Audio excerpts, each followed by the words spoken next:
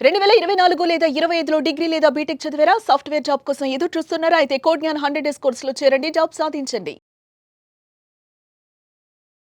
Hello sir. Hello అండి. Off క్యాంపస్‌లో students ఏదైనా జాబ్ క్రాక్ చేయాలి అనంటే ఖచ్చితంగా తెలుసుకోవాల్సినటువంటి విషయాలేంటి సార్? ఎందుకంటే ఇవాళ గుంపులుగా వచ్చేస్తున్నారు అవును. స్టూడెంట్స్. అవును.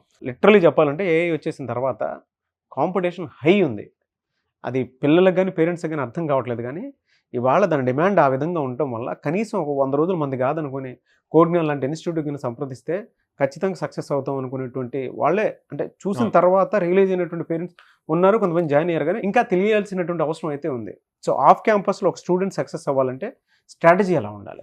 సో ఒక్కసారి వాళ్ళు కాలేజ్ నుంచి పాస్ అవుట్ అయ్యి బయటికి వచ్చేసారు అంటే అక్కడి నుంచి జరిగే డ్రైవ్స్ అన్ని మాక్సిమం ఆఫ్ క్యాంపస్ జరుగుతూ ఉంటాయండి. అవును. సో ఎప్పుడైతే ఆఫ్ క్యాంపస్ అని చెప్పి అంటారో ఆ టైంలో వీళ్ళతో పాటు లైక్ బయట డిఫరెంట్ ప్లేసెస్ నుంచి కూడా స్టూడెంట్స్ అటెండ్ అవుతూ ఉంటారు. కొన్ని 1000 ఒక 10 పొజిషన్స్ ఉంటే కూడా 10,000 15,000 స్టూడెంట్స్ అటెండ్ అవుతున్నారు ఇప్పుడున్న సిచ్యువేషన్కి. సో అది వెరీ హై కాంపిటీషన్. సో అలాంటి కాంపిటీషన్లో కూడా మీరు యునిక్గా ఉండాలి. అలా యునిక్గా ఉండాలి అంటే కనుక కొన్ని స్టెప్స్ ఫాలో అవుదాం అండి. ఓకే. సో దానికి ఫస్ట్ అంటే ఎవరైతే పాస్ అవుట్ అవుతున్నారో కాలేజ్లో ఎక్కువ పర్సంటేజెస్ ఉండి 75% 80% ఇట్లాంటివి ఉన్నవాళ్ళు ఫస్ట్ తెలుసుకోవాల్సింది ఏంటంటే మీ దగ్గర ఉంది థియరిటికల్ సబ్జెక్ట్, కావాల్సింది ప్రాక్టికల్ నాలెడ్జ్. థియరిటికల్ సబ్జెక్ట్తో థియరిటికల్ నాలెడ్జ్తో 80% 75% తెచ్చుకుంటున్నారు. కానీ ఇంటర్వ్యూకి కావాల్సిన స్కిల్ ఉందా, ఇండస్ట్రీకి కావాల్సిన స్కిల్ ఉందా అన్నది క్వశ్చన్ చేసుకోవాలి. అది చేసుకోకుండా అన్నిటికీ అప్లై చేసి ఆఫ్ క్యాంపస్ ఆఫ్లైన్ ఇంటర్వ్యూ అనగానే అక్కడికి వెళ్ళిపోయి మళ్ళీ అక్కడ ఏం పెర్ఫామ్ చేయకుండా డిసప్పాయింట్మెంట్ అయ్యే బదులు లైక్ ఫస్ట్ స్కిల్ మీద ఫోకస్ చేయండి. ఎనీ ప్రోగ్రామింగ్ లాంగ్వేజ్, జావా అవనండి, పైథాన్ అవనండి, జావా స్క్రిప్ట్ అవనండి, వాట్ ఎవర్ యూ ఫీల్, ఏది కంఫర్ట్గా మీకు ఉంటుందో ఆ లాంగ్వేజ్ని ప్రాపర్గా ఇన్డెప్త్ విత్ బేసిక్స్ స్ట్రాంగ్గా నేర్చుకోండి. ఆ తర్వాత DSA data structure algorithms, so దాన్ని ఎక్కువగా ప్రాక్టీస్ చేయాలన్నమాట. సో ఇలా ప్రాక్టీస్ చేయడానికి మన దగ్గర చాలా ప్లాట్ఫామ్స్ ఉన్నాయి. లీడ్ కోడ్ అని ఉంది, గీక్ ఫర్ గీక్స్ ఉంది, హ్యాకర్ ర్యాంక్ ఉంది, హ్యాకర్ ఎత్ ఉంది, కోడ్ చెఫ్ ఉంది. సో ఈ ప్లాట్ఫామ్స్లో ఎక్కువగా ప్రాక్టీస్ చేస్తే కనుక అల్గరిథమ్స్ ఈజీగా గుర్తుంటాయి, ఎలా వర్క్ అవుతుంది ఏంటి అన్నది. Next communication skills. సో ఇంగ్లీష్లో ప్రాపర్గా ఇంటర్వ్యూలో ఎలా మాట్లాడాలి ఏంటి అన్నది తెలియాలి. 1-to-1 ఎలా మాట్లాడాలి, గ్రూప్ డిస్కషన్ ఎలా మాట్లాడాలి, at the same time presentation skills and interview skills. So వెళ్ళినప్పుడు హెచ్ఆర్తో ఎలాగా బిహేవ్ చేయాలి, ఎలా మాట్లాడాలి అన్నది కూడా చాలా ఇంపార్టెంట్. ఇవన్నీ ప్రాపర్గా బిల్డ్ చేసుకుంటే మీరు 50% సక్సెస్ అయినట్టు. నెక్స్ట్ మీకంటే ముందు రెజ్యూమ్ వెళ్తుంది హెచ్ఆర్ దగ్గరికి. ఆ రెజ్యూమ్ని ప్రాపర్గా బిల్డ్ చేయాలి.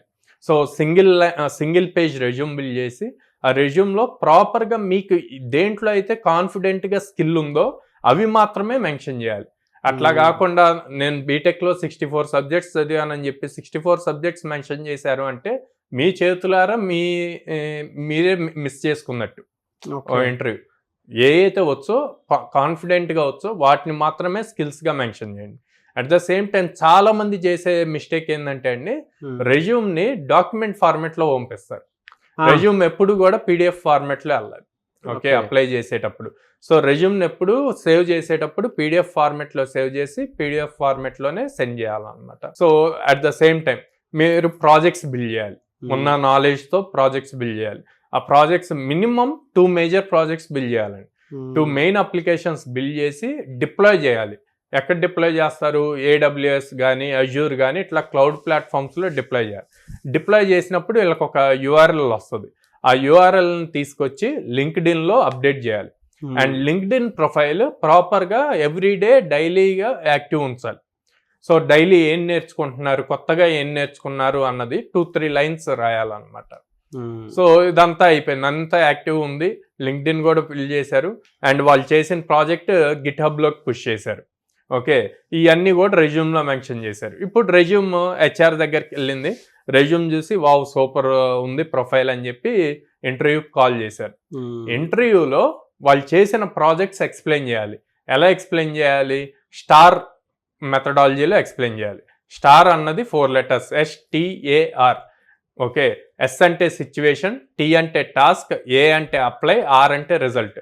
సింపుల్గా ఈ 4 వేస్లో మీరు ఎంటైర్ మీరు బిల్డ్ చేసిన 2 ప్రాజెక్ట్స్ని ఎలా ఇంప్లిమెంట్ చేస్తారు, ఎక్స్ప్లెయిన్ చేస్తారు. సో అలా ఎక్స్ప్లెయిన్ చేసే ప్రొసీజర్లో ఇంటర్వ్యూయర్కి మీ మీద బాగా కాన్ఫిడెన్స్ రావాలన్నమాట. ఈ 4 మెథడ్స్ యూజ్ చేసి ఎక్స్ప్లెయిన్ చేస్తున్నప్పుడు ఓకే చాలా ఇన్డెప్త్ తిని నేర్చుకున్నాడు, తిన దగ్గర ఎక్సలెంట్ స్కిల్ ఉంది అంటే తను ఇంకా తిరిగి మిమ్మల్ని క్వశ్చన్ చేయలేనంత విధంగా మీరు ఇన్డెప్త్గా ఎక్స్ప్లెయిన్ చేయగలరు. ఓకే, స్టార్ కాన్సెప్ట్ యూజ్ చేసి situation, task, apply, result. Okay, so ఇలా చేసినప్పుడు ఎంత కాంపిటీషన్ ఉన్నా సరే మీరు యూనిక్గా ఉంటారు, ఖచ్చితంగా జాబ్ క్రాక్ చేస్తారు. Very good information sir. Anyways thank you అండి, thank you so much Sairam గారు. థ్యాంక్ యూ అండి.